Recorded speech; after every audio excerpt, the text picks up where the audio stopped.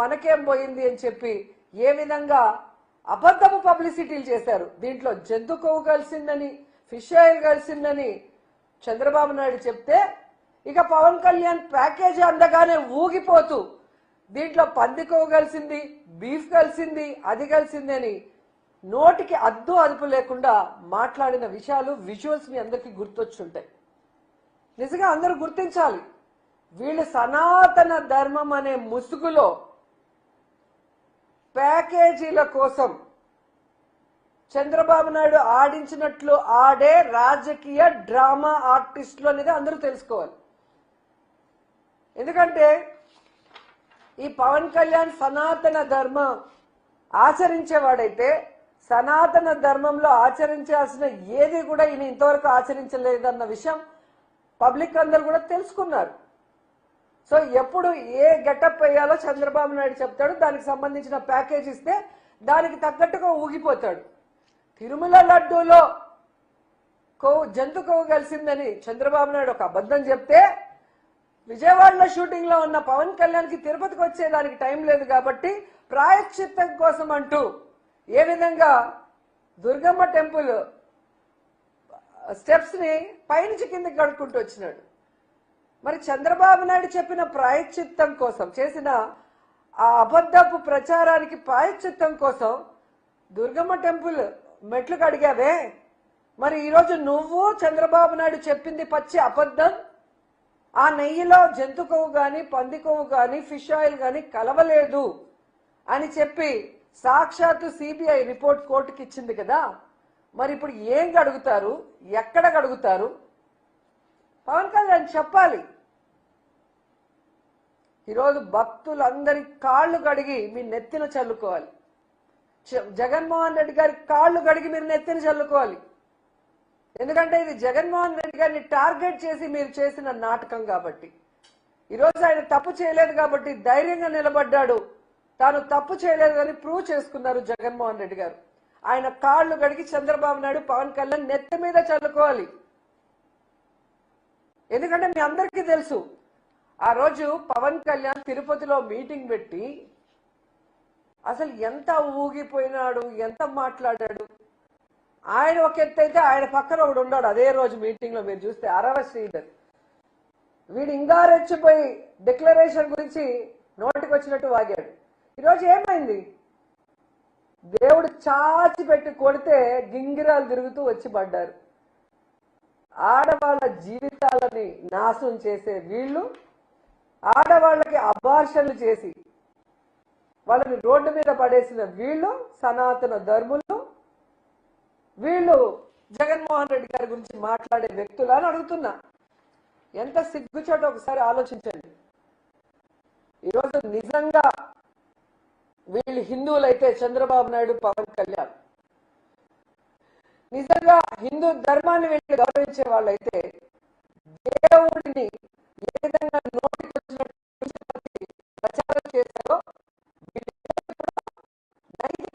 బాధ్యత వహించి రాజీనామా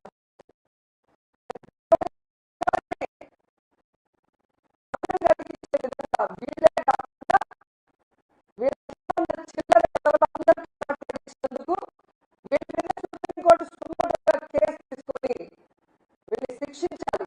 లేకపోతే ప్రతి ఒక్కడు కూడా దేవుడి గురించి మాట్లాడే వాళ్ళు అవుతారు. ఎందుకంటే ఆ రోజు మీరు హడావిడిని చూస్తుంటారు. ఒకడేమో మెట్లు కడుగుతాడు, ఒకడేమో వందే భారత్ ట్రైన్ లో భజన చేసుకుంటూ వస్తారు, ఒకరేమో సంప్రోక్షణ చేస్తారు, ఒకరేమో హోమాలు చేస్తారు. ఈరోజు అడుగుతున్న సంప్రోక్షణ చేసిన వాళ్ళని, మహాశాంతి హోమం ఎవరైతే చేశారో తిరుమల కొండపైన, వాళ్ళని అడుగుతున్నా, ఈరోజు ఏం చేస్తారు? మీరు ఏ మొహం పెట్టుకొని మీరు భక్తులకు సమాధానం చెప్తారని అడుగుతున్నా. ఈరోజు పవన్ కళ్యాణ్, చంద్రబాబు నాయుడు అండ్ ఇలాంటి తప్పుడు ప్రచారం చేసిన ప్రతి ఒక్కరి నోళ్లు పినాయిల్తో కడగాలని కూడా భక్తులకు తెలియజేసుకుంటున్నా. ఎందుకంటే మన భగవంతుడిని గౌరవించాల్సిన బాధ్యత, కాపాడుకోవాల్సిన బాధ్యత భక్తులైన మన మీద ఉంది. ఇలా రాజకీయం కోసం దేవుణ్ణి కూడా వాడుకునే చంద్రబాబు నాయుడు, పవన్ కళ్యాణ్ లాంటి వాళ్ళకి బుద్ధి చెప్పాలని కూడా ఈ సందర్భంగా తెలియజేసుకుంటున్నా. లేకపోతే వీళ్ళు ఎంతకైనా తెగిస్తారన్న విషయం మనం తెలుసుకోవాలి. అసలు ఈ ఇష్యూ అంతా ఎందుకు జరిగిందో మీ అందరికీ గుర్తొచ్చి ఉంటుంది. విజయవాడలో వరదలు వచ్చి ఆల్మోస్ట్ విజయవాడ మునిగిపోయి ప్రజలు తిండి లేక, చిన్నపిల్లలు పాలు లేక, ముసలి వాళ్ళు ఆ నీళ్ళల్లో మునిగిపోయి ఊపిరాడక అందరూ ఏడుస్తూ గగ్గోలు పెడుతుంటే దాన్ని డైవర్ట్ చేయడం కోసం చంద్రబాబు నాయుడు, పవన్ కళ్యాణ్ ఆడిన నాటకం ఈ లడ్డూలో కల్తీ జరిగింది, జంతు కొవ్వు పంది కొవ్వు కలిసిందన్న అబద్ధం అన్న విషయం మళ్ళీ ఒకసారి ఆంధ్రప్రదేశ్ ప్రజలు తెలుసుకోవాలి. ఎందుకంటే టూరిస్టుల లాగా అప్పుడప్పుడు ఆంధ్రప్రదేశ్కి వచ్చి హైదరాబాద్కు పారిపోయే వీళ్ళు ఆ రోజు విజయవాడ మునిగిపోతుంటే దాన్ని ఎలా కాపాడాలో అఫీషియల్స్ కి డైరెక్షన్ ఇవ్వడానికి ఒక్కడు లేడు. సీఎం నుంచి కింద మినిస్టర్ వరకు అఫీషియల్స్ మొత్తం హైదరాబాద్ లో ఉండారు. ప్రభుత్వంలో ఉండే ప్రజల పన్నుల డబ్బుని వీళ్ళు జల్సాలు చేసుకుంటూ స్పెషల్ ఫ్లైట్ లో హైదరాబాద్ లో భార్య పిల్లలతో ఎంజాయ్ చేస్తూ విజయవాడలో ఉన్న ప్రజల్ని ఆ నీళ్ళలో కొట్టుకుపోండి, చచ్చిపోండి అని చెప్పి వదిలేశారు. వీళ్ళ చేతగానితనానికి, ప్రజల మీద వీళ్ళకి చిత్తశుద్ధి లేకపోవటం వల్ల, వీళ్ళు సరైన సమయంలో స్పందించకపోవటం వల్ల విజయవాడ మునిగిపోయి ప్రజలు అల్లల్లాడిపోతే వాళ్ళని కాపాడాల్సిన బాధ్యత పక్కన పెట్టి ఈ డైవర్ట్ పాలిటిక్స్ తీసుకొచ్చి సాక్షాత్తు కలియుగ దైవమైన వెంకటేశ్వర స్వామి మీదే బురద చల్లే ప్రయత్నం చంద్రబాబు నాయుడు చేశాడు అంటే ఈయనని ఏమనాలో ఒకసారి ఆలోచించండి.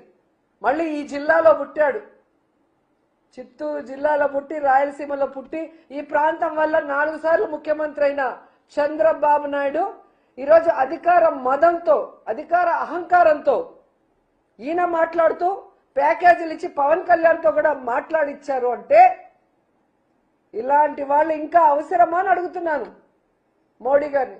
మోడీ గారు, హిందూ ధర్మాన్ని పరిరక్షించే మీరు ఇలాంటి దేవుణ్ణి కూడా కించపరిచే వ్యక్తుల్ని మీ కూటమిలో పెట్టుకుంటే మీ మీదే ప్రజలకు అనుమానం వచ్చే అవకాశం ఉంటుంది.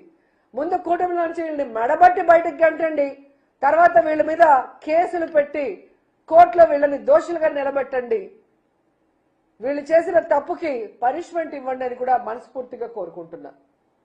ఎందుకంటే తండ్రి లాంటి సాక్షాత్తు మామగారైన ఎన్టీఆర్ గారినే తన పదవి కోసం శ్రీలోలుడిగా చిత్రీకరించి ఆయన చావుకు కారణమైన చంద్రబాబు నాయుడికి రాజకీయం కోసం దేవుణ్ణైనా మోసం చేయగలడనేది మరోసారి ప్రూవ్ చేసుకున్నాడు.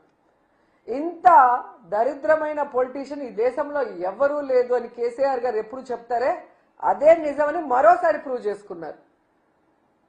సో ఏదైతే ఈరోజు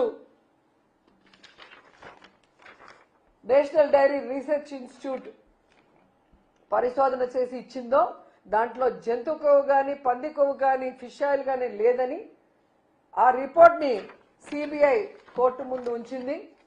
ఇది మీరు కనుక చదివితే మీకే అర్థమవుతుంది చంద్రబాబు నాయుడు గారు ఎంత నీచుడు, దేవుడి లడ్డూని కూడా తన రాజకీయం కోసం ఎలా ఉపయోగించుకున్నాడని. అలాంటి వ్యక్తిని తరిమి కొట్టండి. అలాంటి వాళ్ళు రాజకీయంలో ఉంటే మన ధర్మాలు భ్రష్టు పట్టిపోతాయి, మన రాష్ట్రం భ్రష్టు పట్టిపోతుంది, మన ప్రజలకి సుఖశాంతులు లేకుండా పోతాయి. మనం చూసారు కదా